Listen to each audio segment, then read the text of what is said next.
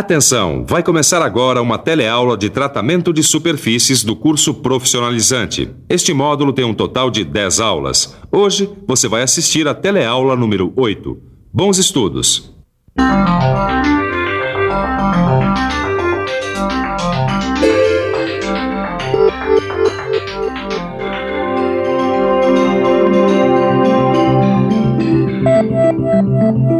A galvanização é um dos processos que depositam metal na superfície da peça a fim de protegê-las contra os desgastes que podem ocorrer em contato com o ambiente. A corrosão é apenas um desses desgastes. Este é o assunto da nossa teleaula de hoje. Dá só uma olhada.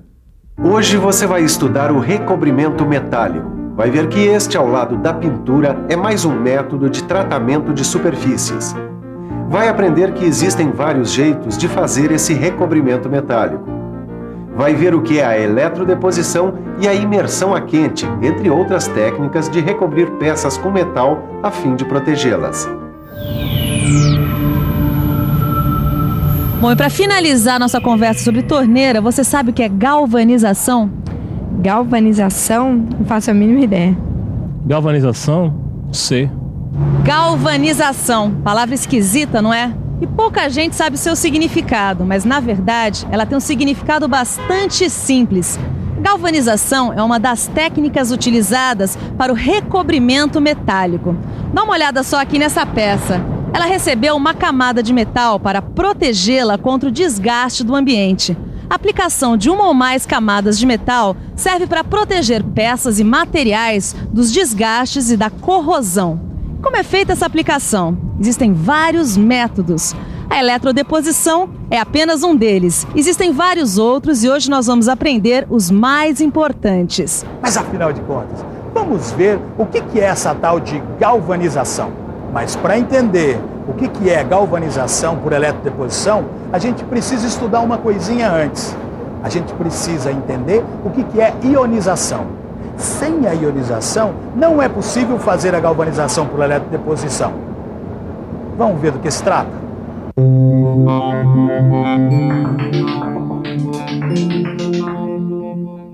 Para entendermos o que é ionização, precisamos saber o que acontece com um sal, por exemplo, o cloreto de cobre, quando se dissolve em água.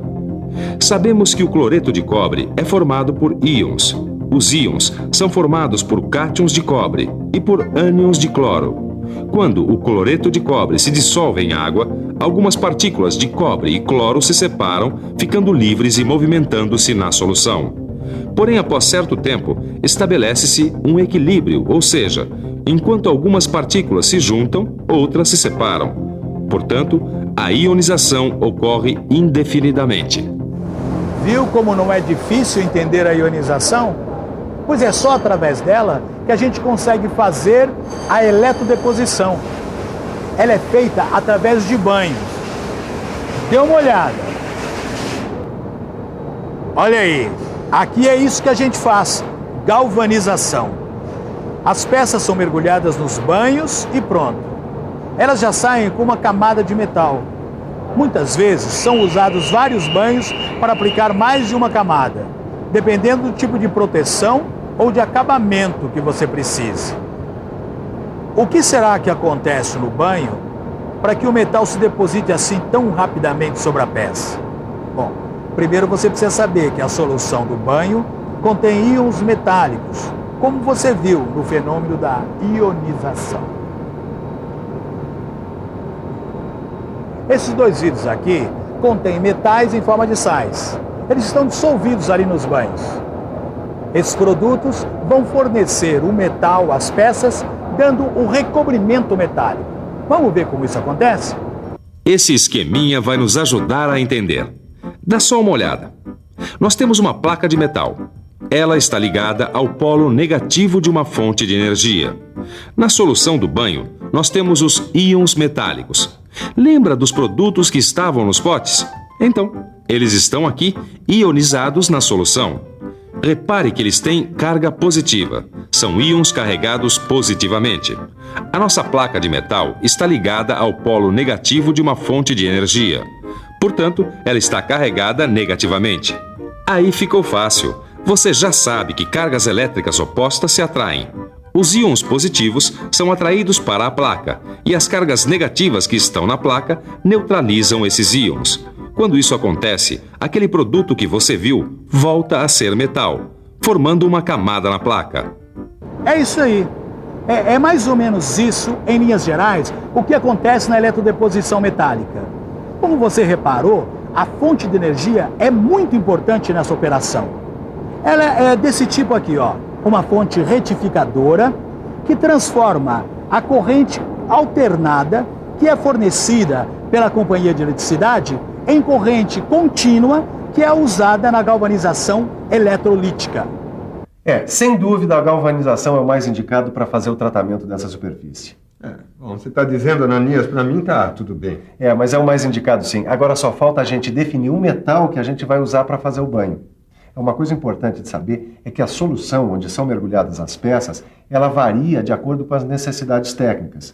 E dependendo delas, você vai ter um banho com essa ou aquela solução.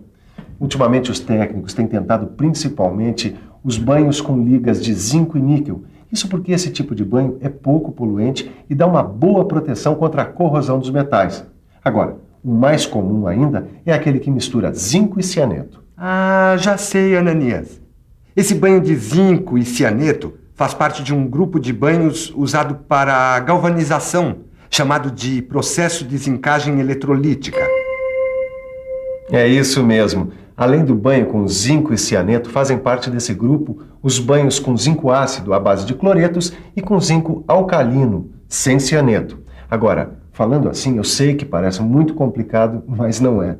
Depois dessa teleaula, você dá uma boa olhada no seu livro de estudos e lá você vai encontrar tudo muito bem explicadinho.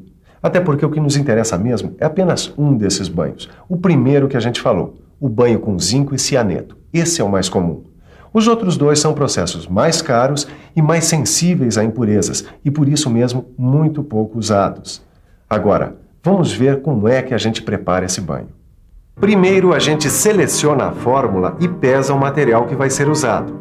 A seguir, a gente coloca a água no tanque até a metade. Adicionamos soda cáustica e agitamos. Agora é a vez de colocarmos o cianeto de sódio, que é um tipo de sal. Novamente agitamos a água para dissolver o cianeto. Aí é hora de colocar o óxido de zinco, aos poucos, agitando sempre. Este produto aqui é o purificador. Depois de colocá-lo, a gente precisa esperar 2 horas. Depois de 2 horas, o último ingrediente do banho, o abrilhantador. Bom, aí o banho está pronto. Agora é preciso limpar a peça que vai ser galvanizada.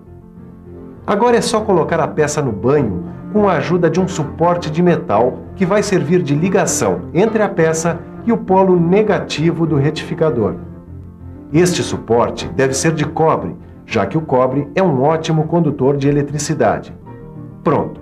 A peça já está recoberta por uma camada de zinco protegida contra vários desgastes provocados pelo ambiente.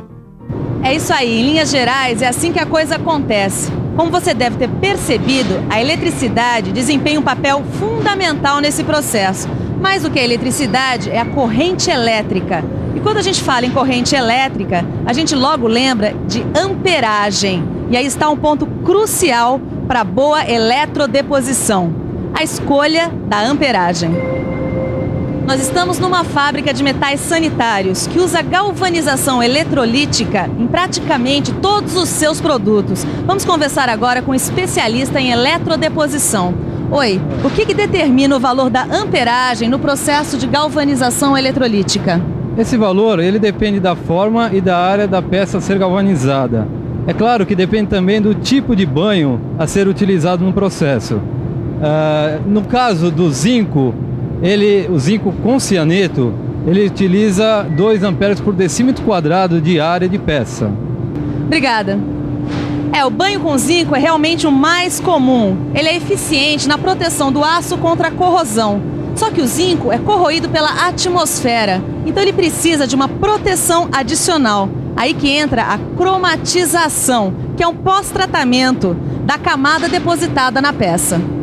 E é isso que está acontecendo aqui. Depois de passarem pelo banho de zinco, as peças são mergulhadas numa solução de cromato, E essa cromatização é que dá a aparência final das peças. No caso dessa peça aqui, por exemplo, dependendo da composição do banho, é que a gente vai obter cores até diferentes.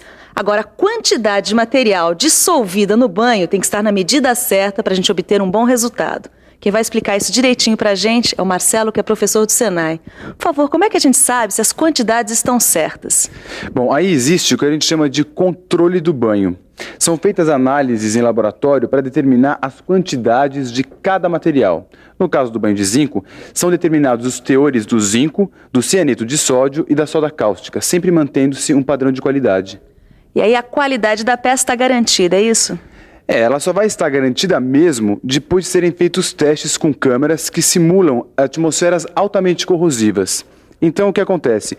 O tempo que a peça fica dentro da câmera sem ser corroída, dá pra gente ter uma ideia do tempo de vida útil que ela vai ter no ambiente. Quer dizer, então, Benê, que o método de revestimento mais comum é mesmo o zinco? É o mais comum. Tanto é que existe mais um método de deposição de zinco sobre as peças, além da eletrodeposição. Esse método é chamado revestimento por imersão a quente. Como na eletrodeposição, tudo começa pela limpeza da peça que vai ser tratada. Dá uma olhada. O técnico está fazendo o desengraxamento e a decapagem da peça com a ajuda do ácido clorídrico. Essa limpeza é para deixar a peça livre de gorduras e possíveis pontos de ferrugem que já podem estar nela.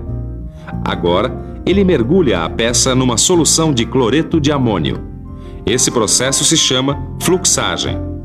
Finalmente, a peça é mergulhada no zinco. Nesse caso, o zinco está fundido. A peça fica aí por um período para que se deposite a camada de zinco. Depois que ela é retirada de dentro do zinco fundido, ela é resfriada para que haja um manuseio posterior. Se você reparou bem, você notou que no revestimento por imersão a quente, a gente não usa eletricidade. Lembra como ela é importante na eletrodeposição? E no revestimento por imersão a quente, ela nem aparece. Mas os dois são métodos de revestimento metálico. É isso. Além da eletrodeposição e da imersão a quente, existem outros processos de revestimento metálico de peças. E outros processos novos estão sempre surgindo à medida que a tecnologia avança. Um desses processos é o da chamada deposição química. Nesse caso, a deposição é feita em uma solução aquosa com íons metálicos sem o uso de eletricidade. A vantagem desse processo é que ele permite a deposição uniforme de metal em todas as superfícies da peça. Existe também um processo chamado de aspersão térmica. Basicamente, o que acontece é que o metal é colocado num maçarico. Depois de fundido, o metal é arremessado contra a peça. Ele se solidifica e forma uma camada. Um processo que está ganhando muito espaço é o do plasma. Nesse processo, óxidos de metais são fundidos e arremessados contra a peça. Além de proteger a peça contra a corrosão, esse processo garante um endurecimento da superfície tratada. Muito interessante esses novos processos, hein, Ananias? Eu vou procurar saber mais sobre eles. É isso aí. E você também. Para se inteirar sobre esses processos e outros ainda, você já tem um caminho. O seu livro de estudos. Não esqueça, hein? E agora vamos para a revisão. E atenção, se liga aí que é hora da revisão. Na teleaula de hoje, você aprendeu o que é recobrimento metálico. Viu que existem várias técnicas para proteger peças usando camadas de metal. Você aprendeu o que é galvanização e viu que esse é o método de recobrimento metálico mais usado. Você ficou conhecendo a imersão a quente e teve uma noção de novas técnicas e alternativas de proteger materiais contra a ação do ambiente. É isso aí. E é importante que você se lembre que todos esses processos que nós vimos são técnicas de revestimento metálico, que servem para proteger, embelezar e endurecer os materiais. Se a gente vai usar um processo ou outro, vai depender do tipo do serviço, do tipo do material e da vida útil que está sendo esperada para a peça que vai ser tratada. Mas agora é bom você aprofundar todos esses assuntos no seu livro de estudos. E até a próxima!